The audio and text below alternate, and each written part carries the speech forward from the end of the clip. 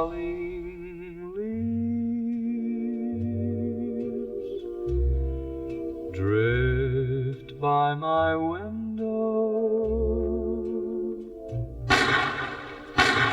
The autumn leaves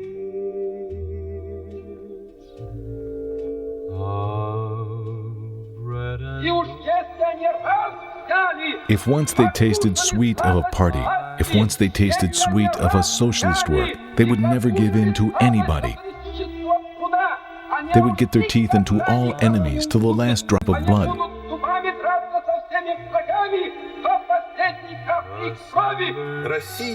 Russia needs a prophet because Russia waits for a miracle from a leader. And if he does not make a miracle, he has kicked up the ass.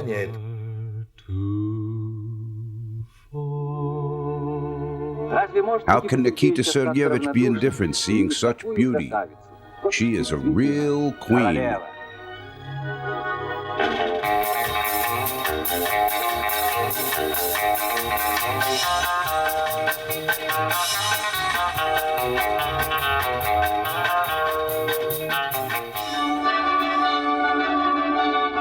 20th Congress of the Communist Party of the Soviet Union became a big event of global value.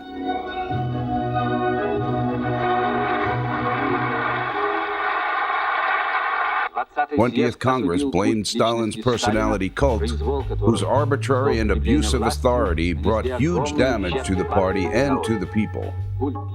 Stalin's personality cult was a break to our advance. I told him, Nikita Sergeyevich, sometimes you praise Stalin, sometimes you bitterly criticize him. He kept silent for a moment and said, in fact, I am also guilty in many respects. I said, and in what? Well, my hands are in blood too. I asked, what does that mean, hands in blood? A pause. Then he says, he summoned us, members of the political bureau. We sat down, and he showed us documents, huge lists of people who should be killed. He asked if we agreed with this. Everybody hurried to agree. Long life to our great native, Stalin. Stalin remained a Byzantine emperor, and it was necessary to understand why this non-Byzantine Khrushchev attacked him. Nonsense that he attacked simply because he was forced to dance and took offense. They sat at dinner day by day, 5 to 7 people.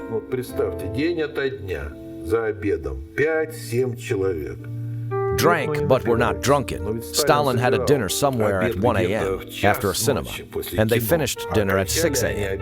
They had a good time. Zhdanov played piano and sang obscene shashtushka. Then they danced. Stalin started a disc and offered to dance. We had 2 dancers. One was Mikoyan. He danced Lezginka under any music. Another one was Molotov, who danced something more intelligent. Stalin, as the father said, sometimes moved his legs.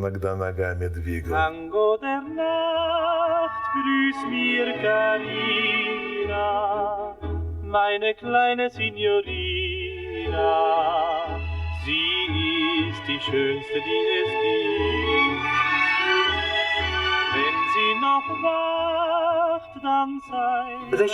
Due to what did he survive? You know, first, he was very far from the center. The 1st of May, 1941, in Kiev, Nikita Sergeyevich is the secretary of the Ukraine Communist Party. Sunny celebration, Kiev.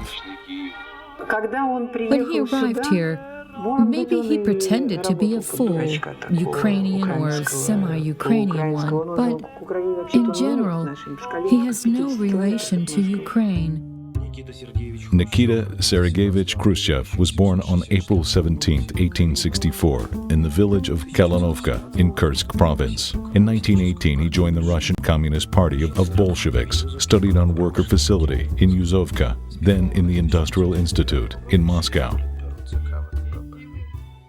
All forces I shall give to the strengthening of our Bolshevik party, our great native land, our strong union. After Stalin's death, Khrushchev and Beria were the most active persons. Beria was afraid of Stalin, and by the end of his life, he hated Stalin. As the father told, when Stalin died, he almost spat in his face. But when Stalin started to move, he kissed his hand. Workers of Moscow, as well as all Soviet people, unanimously approved plenum decisions of the Party Central Committee, approved measures accepted on liquidations of criminal acts of Beria, an enemy of the people, activity of a mean degenerate, an agent of international imperialism. Beria, Folder Timokov says, causes anger and indignation of each Soviet person.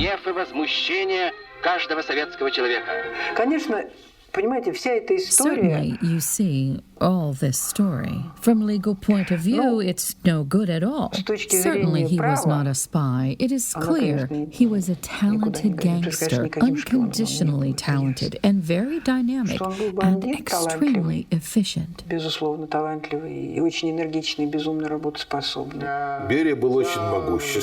Beria was a very powerful and a very effective person. By concepts of 1953, Beria was a bloody murderer. His main argument was, I shall reduce you to concentration camp dust. At all his possible reforms, Beria would finish with his concentration camps. He was a very gloomy person, very angry. I had a lot of familiar persons who faced him, whom he interrogated, whom he personally beat. And it's not true when they say he created the nuclear industry, he created this, he created that. As my father said, he was a very good organizer, but other people were engaged in business. Tupolev told, when he was in prison, Beria summoned him personally and said, you will do a diving, four-motor, distant bomber. He told him, Citizen Beria, it is impossible to do this. I can make two-engined diver bombers or a four-motor distant one. He said, with a strong Georgian accent, no, I told you, you will do. I saw him once in a life. We should go to a summer residence. Sergei and I stood on Gravansky Street. I was in 5th class, he in 10th one. A car approached. Melenkov and Beria went out, and Beria said, here is Comrade Khrushchevska. He approached, touched my head. Well, she looks exactly like Nikita, he told. Certainly, if they didn't remove him, he would bury all of them with honor, and then there would be absolutely another life.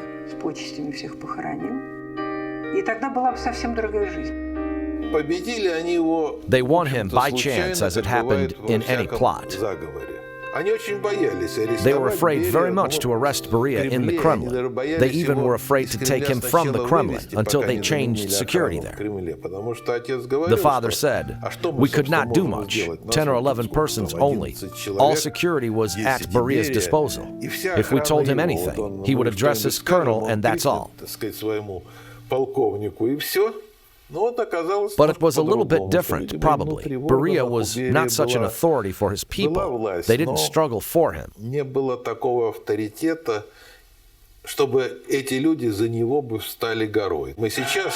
Beria was a reformer, but these generals knew Beria, who arrested their neighbors, other generals, etc. Beria interfered with all affairs. Beria listened to their phone calls. Certainly, when it was necessary to select between Khrushchev or Beria, they chose Khrushchev. Malenkov and Bulganin were Khrushchev's direct partners during Beria's removal. But in some years, Nikita Sergeyevich, as a skilled governor, got rid of Malenkov and deprived Bulganin of all significant posts. Marshal Zhukov assisted him, but after a while, he also resigned.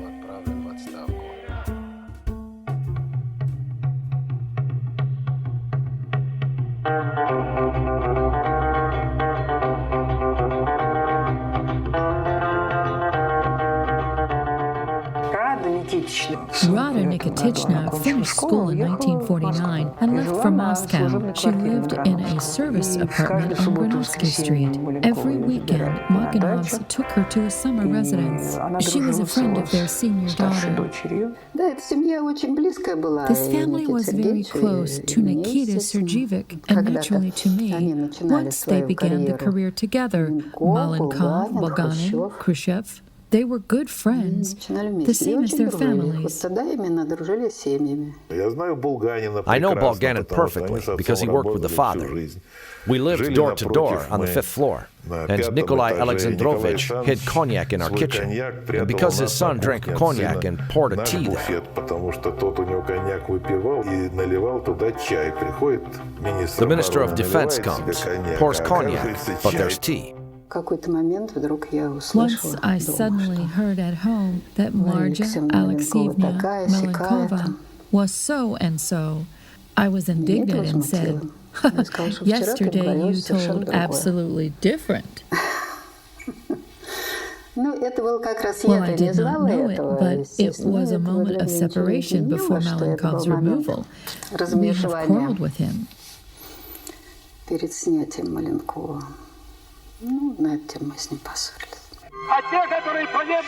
And those who are in the sky, they suffer here and will be blissfully happy there. We will give them a rocket to fly without change.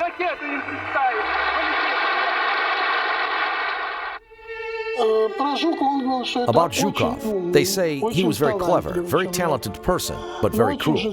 He was many times dismissed and appointed. I ask, Nikita Sergeevich, why did you dismiss him when you were already at the wheel? And he answers, I don't know what he will do after.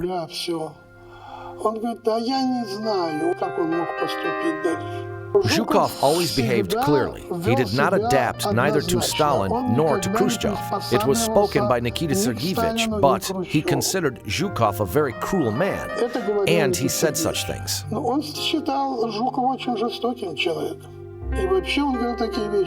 Yes, we won Germans, but we lost so many people. Stalin and Zhukov also are guilty in this. And I told him that he was at the front too and could change something. He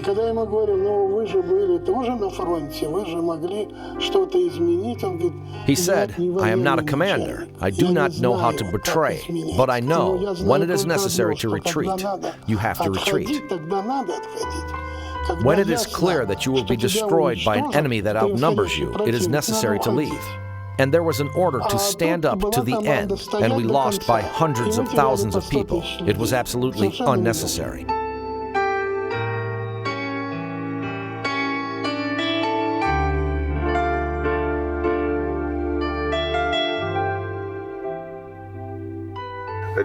I remember one interesting conversation that we had. One time when we went walking down by the river, I saw a big black spot on his shoulder and asked about it. He said, when I worked as a mine mechanic, a layer fell and made a tattoo from the small pieces.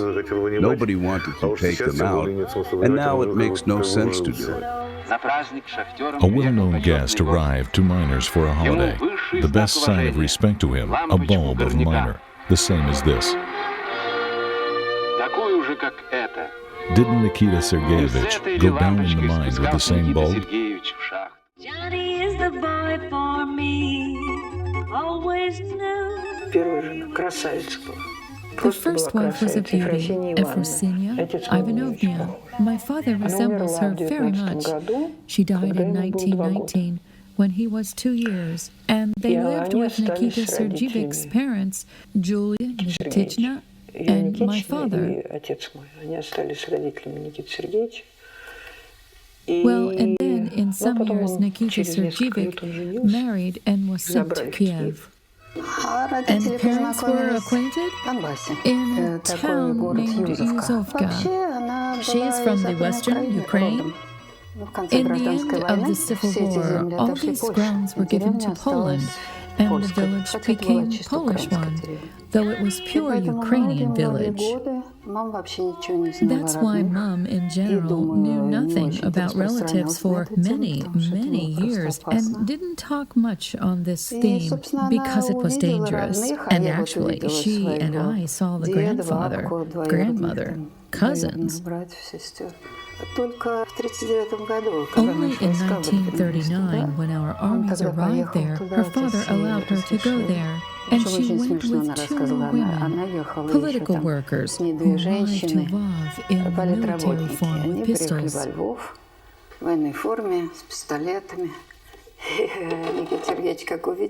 Nikita Sergeevich saw it. Are you crazy? Who dressed you up this way? Everybody is afraid of us, even without this clothes. Put on a normal clothes immediately. Mom was given a car and accompanied by security. She went to the native village after long, long years.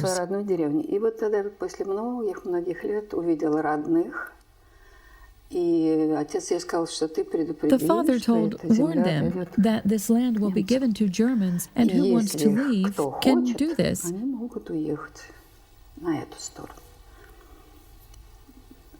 Naturally, the whole village was excited. A lieutenant came on a tank and told that these hearings are spread by spies, and it was necessary to arrest them, and so on and so on. But this all was the truth, and then all Mom's village left for Ukraine. Of Nikita Sergeevich, there are 5 known children. The oldest son, Leonid, his sister, Yulia, his daughter, Rada, his daughter, Yelena, and son, Sergei. Leonid is my father. At the very beginning of the war, Leonid Khrushchev, being in the rear after a wound, shot a person casually. Разведчики подарили. Вальтер. Муху бьет с 30 метров. Так. Ну, пойдем, стрельнем. Снайперский выстрел. Обстреляй меня.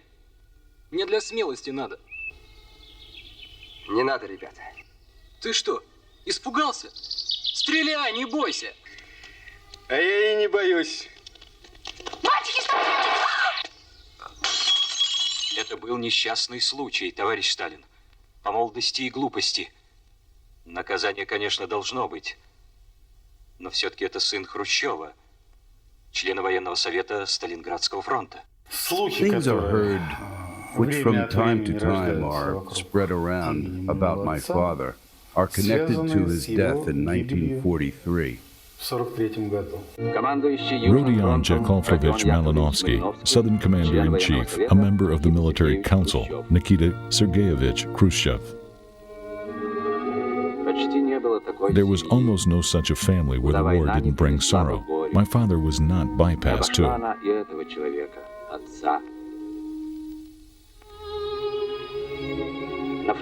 He met his son Leonid on the front roads.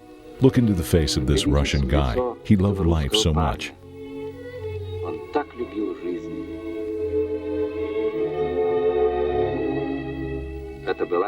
It was their last meeting. Мужайся, Никита Сергеевич. Похоронка. Героически погиб в бою твой сын, Леонид.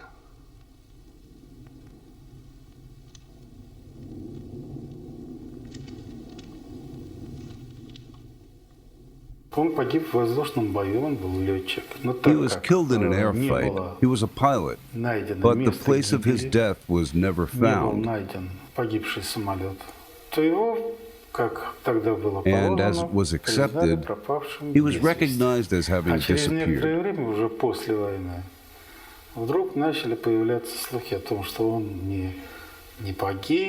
After a while, when war hearings suddenly started to take place, it was said that he was not lost and either made a landing or bailed out, was in captivity, and acted as an aid to the enemy.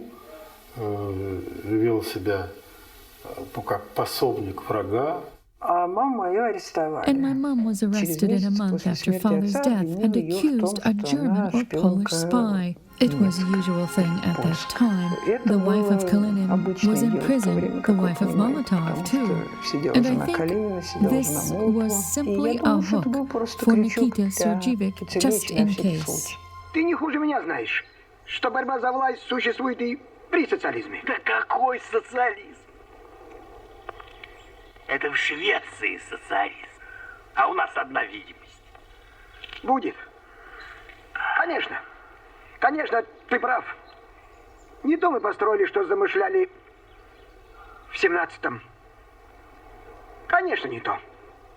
Какой-то гибрид из высоких идей и глупых поступков. И все к этому руку приложили. И Ильич, и Сталин, и ты, и я. И я. The 20th Congress, in many respects, displays an internal content of Khrushchev. Внутреннего содержания Хрущева. Его неприятие вот такого преступления, his aversion to these crimes, personal aversion and desire to change and to confess. Желание изменить и повиниться. Как же это так? В Швеции-то социализм. Ты понял? Не у нас, не здесь, а у их в Швеции, Ленинградскую область. А потому что мы рядом. С перепугу это они для рабочего класса все сделали. С перепугу, чтоб как у нас не было. И без всякой революции. А у меня вот до сих пор руки по локоть в крови. Ты думаешь, это что, все так? Это ж было для дела. Никита Сергеевич верил в коммунизм. Nikita Sergeevich trusted in communism as the best life for all people. And he said, we build paradise on the ground, but it is impossible to live in paradise surrounded by a wire. I am an inhabitant of Kursk region, Lenin area, Dryakovsky village, Soviet named in honor of Stalin, Smirnova Julia. I have 3 children and mother. I live with the drunkard Smirnov Alexei. What kind of person exists on the Soviet land for harm? He doesn't want to go to work anywhere, takes everything from children, drinks day and night, mocks at family. Children are already frightened to go into the house. Comrades, is such despotism made in a desert?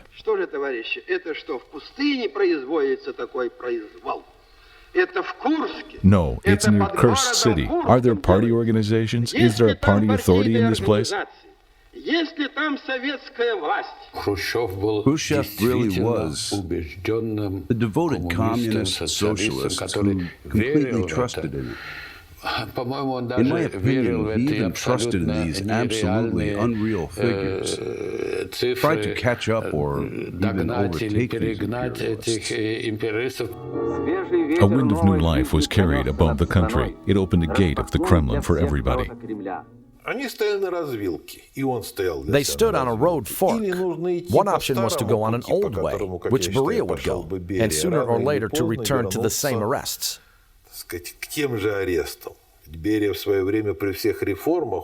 Beria, in due time, had an offer to allow the political bureau to prolong imprisonment for political prisoners.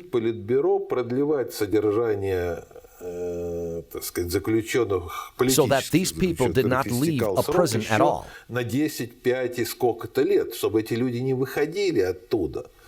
And Khrushchev also understood that if they would not continue this policy, these people would leave a prison, arrive to Moscow, and ask why they were put in prison. It was a suicide for the management, and the last argument at a session of the Central Committee Presidium. когда они спорили на заседаниях президиума ЦК Хрущева, он сказал, я пойду и He suggested to tell all of this on his own behalf, but Voroshilov objected, saying that they were all involved in this. Но по-разному. Он считал, что Ворошилов замешан больше. Ну, наверное, это правда. Khrushchev said all people are involved, but differently. He considered Voroshilov to be the mostly involved person. В переводе на язык He should tell the truth to the people, and the people will solve what to do with us. If we translate it into language of a political life, we shall survive if we don't lose control over the Congress and other bodies. If they come to us and tell, confess, our political career will be finished. At last, they agreed that Khrushchev would make a confidential report. Khrushchev sometimes liked to play a role. He played the fool.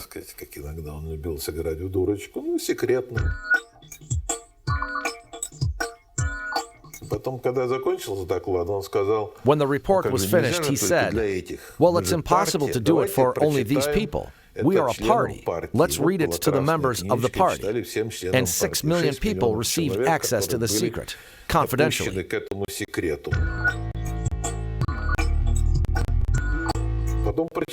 After the report was read to the party, he said, but we have a shift.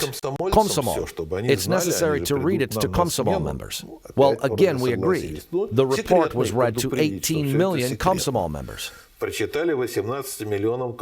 So total 24 million people had access to the secret, the confidential report. It means it was not a secret at all at that time.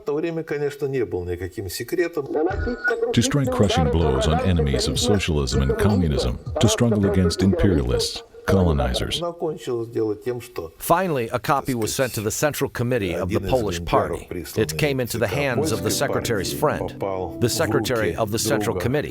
He was a Jew, and he ran the Israeli embassy. Several times he was turned out of the embassy because nobody could believe that Khrushchev's confidential report was brought to them at night. They considered this a provocation. At last, a representative of the Israeli investigation incurred risk, read through this report, and then sent it to the FBI. By this, he told Dallas, you're trying to find this report, and we have it already. We are again ahead of you. And here, only once in the history of the Cold War, Khrushchev and Elaine Dallas had common positions. Elaine Dallas published this report worldwide, and it ceased to be confidential. Crossing continents and oceans, the leader of the Soviet government overcame tens of thousands of kilometers, and all this in celebration of friendship and peace between people. No matter where a true Marxist is, he always repeats, unity of the working class is a way to the expansion of our anti-imperialistic front. It is pleasant to me to shake hands and greet you. I spent my childhood in the mines. My father worked in the mines. I also worked. I know the work of a miner. I was with him on Leipzig. I almost did not see. All of us lived their own life. He took us, Lena, Sergei, and me, and we went to museums. And then he took me in a very big trip in 1960, Southeast Asia, India, Indonesia, Burma. It was really very interesting and beautiful. A presidential palace in India, and these 3-meter-high guardsmen who stood not having stirred by 6 hours at each column in each room. I was even told not to touch them, because they were not statues. I asked him once, how long 2 Germanys will exist? He said, time will come for them to be united. But now I think it could stay this way. Though already GDR experienced some difficulties and it was impossible to compare it to Germany. There was a huge difference in these two parts. The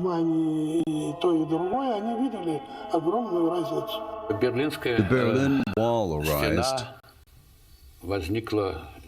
not without the participation of Nikita Khrushchev. On the contrary, under his responsibility. The situation in GDR was very difficult because of economic unbalance of two German states. More and more people, very qualified people, left for the West. Tango der Nacht, grüß mir Carina, meine kleine Signorina. Sie ist die schönste, die es gibt. Different variants were discussed to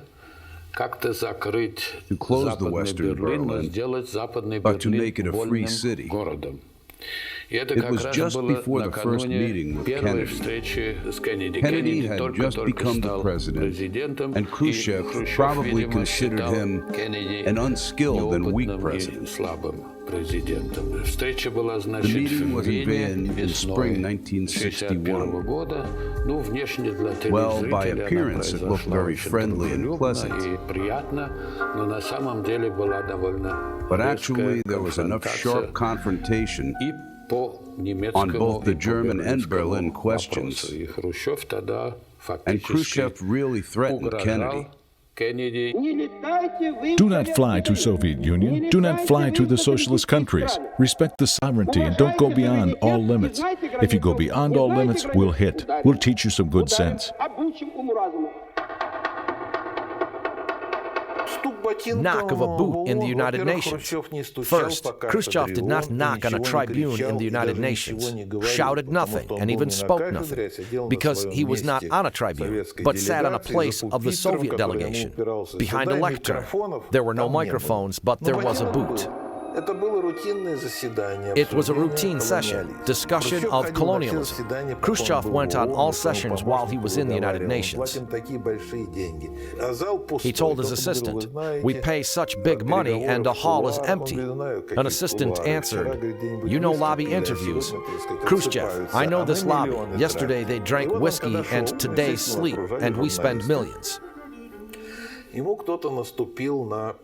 When going, he was surrounded by journalists. One of the journalists stepped on his foot and Khrushchev lost his sandal.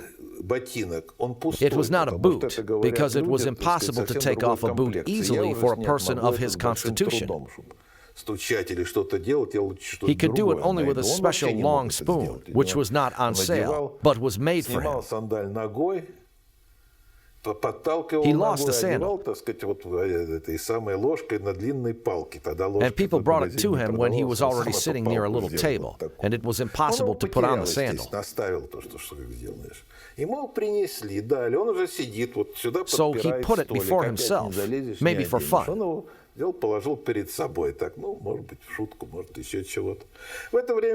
At this time, a delegate of the Philippines began to speak. "You tell about liberation of colonial people, but firstly, you have to liberate the Soviet Union.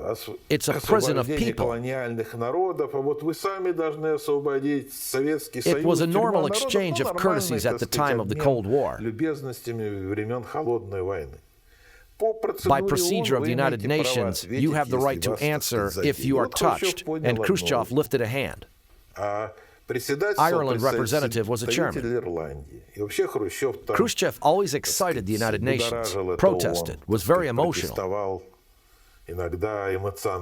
A chairman decided to allow a Philippines delegate to finish speaking about Soviet Union, but Khrushchev did not want this and lifted two hands.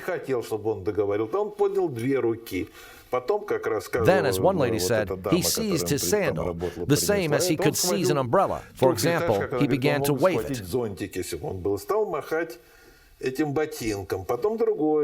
No photos are present because journalists sat in a bar during this moment. As a result, he was given a word. He expressed everything that he thought about the Philippines, told that he is a toady of imperialism. And further, they argued if a Philippine was a toady or not, it is possible to write down this word in the stenogram of the United Nations. And it was the same history as with Kuzga's mother. Khrushchev threatened basically with Kuzga's mother. It was simply interesting to him how they were translated. They argued about about a toady and agreed to write it in the report not a toady but a footman, which also satisfied Khrushchev.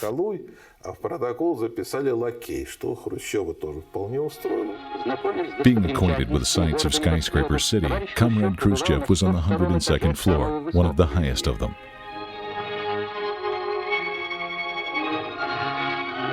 Looking from this height, Nikita Sergeyevich said, "New York is a beautiful city, but Moscow is better."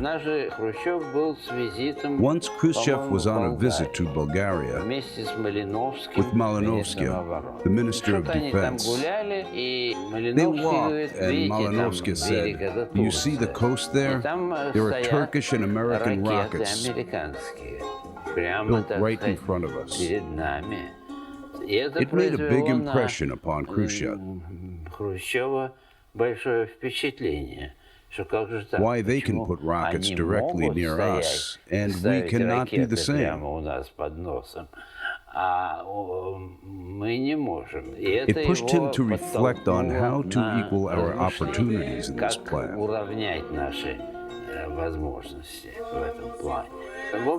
There were discussions in the political bureau.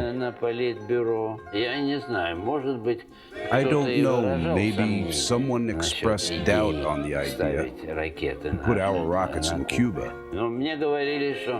I was told that Mikoyan had a doubt that it could be too risky. But Khrushchev said, well, if they put their rockets near us, why can we not do the same? Soviet Union has the mightiest weapon, but it does all possible to exclude war from a life of people. And the life has already confirmed an opportunity to prevent wars. Direct threat of world thermonuclear war arisen in connection with the crisis of the Caribbean Sea is removed.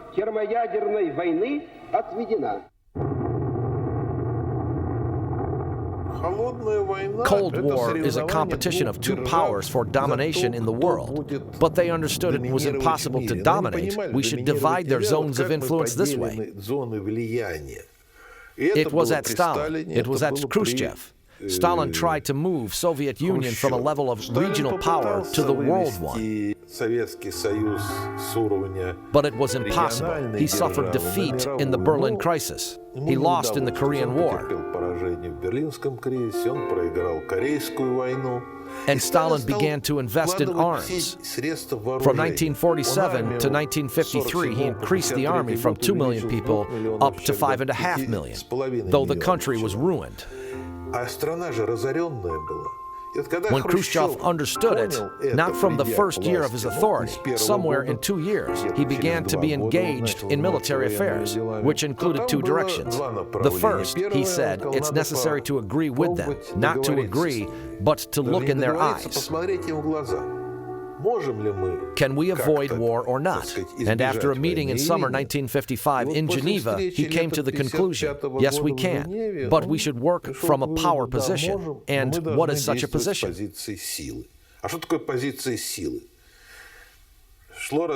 There was a development of fleet, strategic aircraft, rockets, and tanks.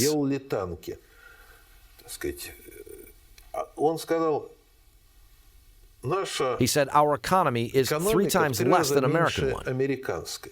If we compete with them everywhere, they would undress us. Our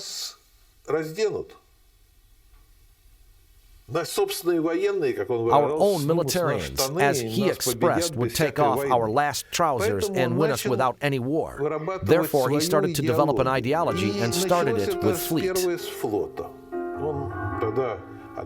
When Admiral Kuznetsov came with an offer to build the second part of the surface fleet in 1955 to 1965, he demanded 130 billion rubles on it.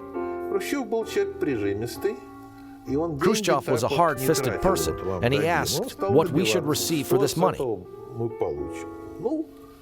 Well, admirals always are able to explain what for, so a conversation lasted for not 1 day and even not 1 month. At least he asked Admiral Kuznetsov, Nikolai Gerasimovich, now it's 1955. The program is up to 1965. началась война, победите американцев. If all ships are yours and a war starts, will you win Americans? Admiral, as a fair person, said, no. Conversation was finished. Then, for 10 years, Americans will construct 3 times more ships than we do. We shall spend this money and become 3 times weaker than now, he told. We shall not build. We don't need such fleet. We'll build submarines with ballistic missiles. They will threaten America. Boats with cruise missiles will destroy ships, and we shall defend the coast. And this money we can invest in agriculture, construction of houses, and then an idea formed. What is really necessary for us? This idea generated the army reduction. Without this, maybe we would not have Khrushchevsky and would have twice less products in shops, because the army demands not only arms, but also is to be fed. And the army, as Khrushchev said, produces nothing, only marches. Ну ты смотри, как бы партаппарат обидел, армию сократил, пенсию военным срезал, все его дурости перечислять, это же пальцев на руке не хватит. I knew Leonid. Ilyich is very kind, a very good person. He loved women. He liked to drink. He loved hunting.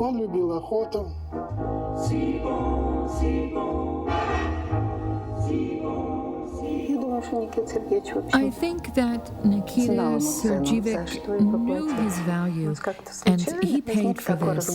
There was a conversation who would come further. I mentioned Brezhnev. He said, this person is an organizer of festivals. With Nikita Sergeyevich Khrushchev, a member of the Soviet Army, military commissioner Leonid Ilyich Brezhnev.